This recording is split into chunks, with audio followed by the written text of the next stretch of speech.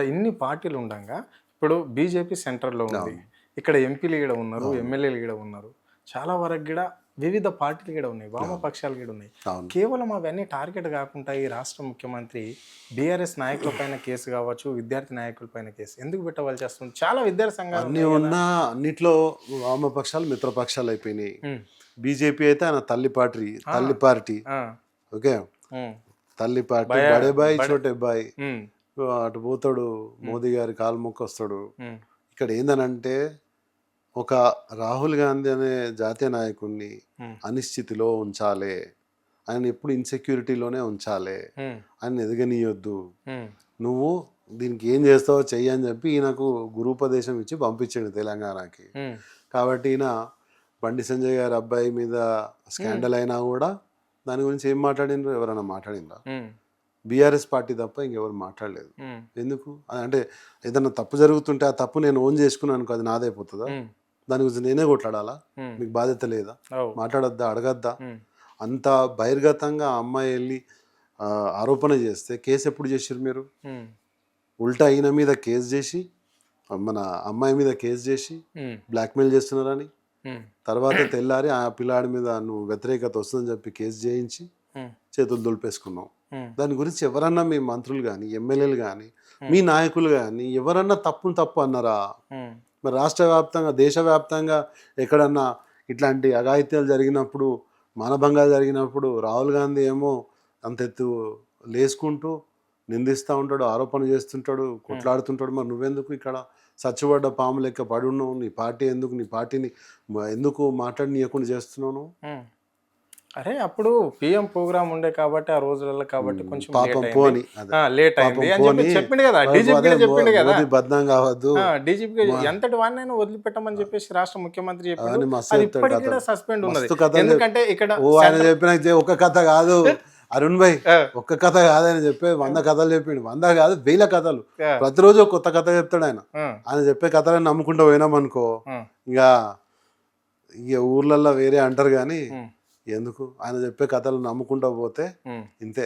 ఆయనకు బేసిక్గా ఏంటంటే కాంగ్రెస్ పార్టీని చంపాలి, దాన్ని ఎటు కాకుండా చేయాలి.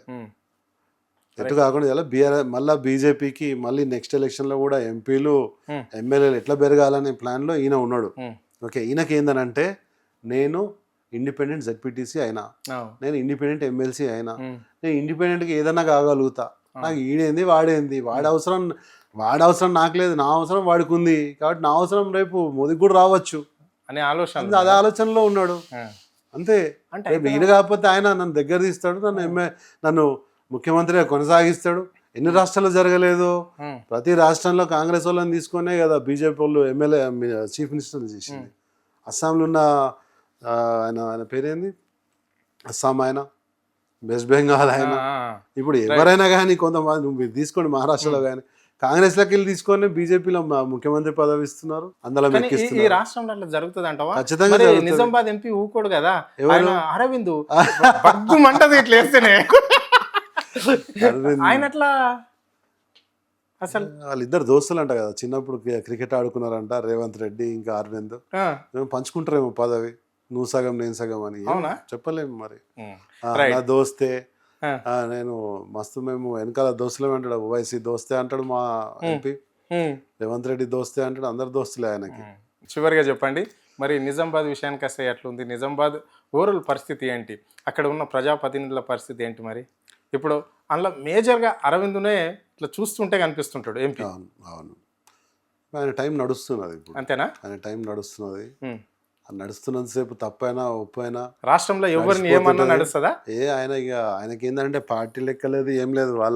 ఎవరైనా ఇప్పుడు మీరు ఒకటి గమనించండి, గతంలో వీళ్ళ పార్టీకి సంబంధించిన అబ్జర్వర్, నిజామాబాద్ పార్టీ అబ్జర్వర్ అని చెప్పేసి ఒక ఆయన వచ్చిండు.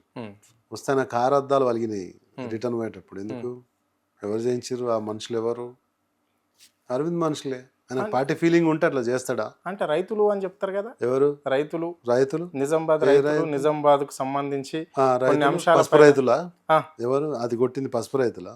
అప్పట్లో జరిగిన వార్త అదే కదా. అది ఇప్పుడు ఒకటి చెప్తున్నా, నా మీద కూడా దాడి జరుగుతుంది తప్పు చేస్తే. ఎవరి మీద? అరవింద్ మీద అంటలే నేను. అంటే ఆయన చెప్పుకుంటున్న మాటలు కదా. నిజామాబాద్కి ఒక అబ్జర్వర్ లాగా వచ్చిండు ఒక ఆయన, బీజేపీ నాయకుడు. ఆ వచ్చినప్పుడు పార్టీ మీటింగ్ పెట్టి అందరిని ఒక వేదిక మీద కూర్చోటి మాట్లాడితే నాకు నచ్చని వ్యక్తుల్ని వేదిక మీద కూర్చోటి మాట్లాడిండి అని చెప్పి కోపంతో వెళ్ళేటప్పుడు మాధవ్ నగర్ అనే ఒక సాయిబాబా టెంపుల్ దగ్గరలో కారద్దాలు బలగొట్టి పంపించిండు. ఎవరు? అరవింద్. అరవింద్ తెలియదా మీకు? అలాంటి రాజకీయాలు చెయ్యని చెప్తాడు కదా ఆయన. మాకు బీజేపీ అంటే వాళ్ళు పలగొట్టిందంతా వాళ్ళ మనుషులే. ఆయనతో ఇప్పటికీ ఆయనతో ఉన్న మనుషులే. ఇప్పుడు ఆయన పేరు చెప్పుకొని లేకపోతే ఆయన ఇచ్చిన టికెట్ మీదనే కార్పొరేటర్ కూడా ఆయన వ్యక్తులు నిజామాబాద్ అదే మనుషులు. ఇవి ఎంతమందిని దొక్కేయలేదు ఆ మనిషి అరవింద్. ఎంతమంది బీజేపీ నాయకులను దొక్కేయలేదు. ఎప్పటి నుంచో జెండా మోస్తున్నటువంటి ఎండ లక్ష్మీనారాయణని కనబడలేకుండా చేసేసిండు. బసవ లక్ష్మీనరసయ్య గారిని కనబడలేకుండా చేసిండు. ఎంతమందిని దొక్కేసిండు. ఆ లిస్ట్ చూడరు మీరు. ఆ బెదిరింపులు చూసిరు ఎప్పుడన్నా? ఎవరన్నా అనే ముందే ఆయనే అనేసుకుంటాడు. అరే ఒక్కొక్కరు ఉత్తుగా పోయి అరెస్ట్ కావద్దు, అది ఎటో పోతుంది మళ్ళీ, అది ఎక్కడికో కరీంనగర్ పోతుంది అన్నమాట.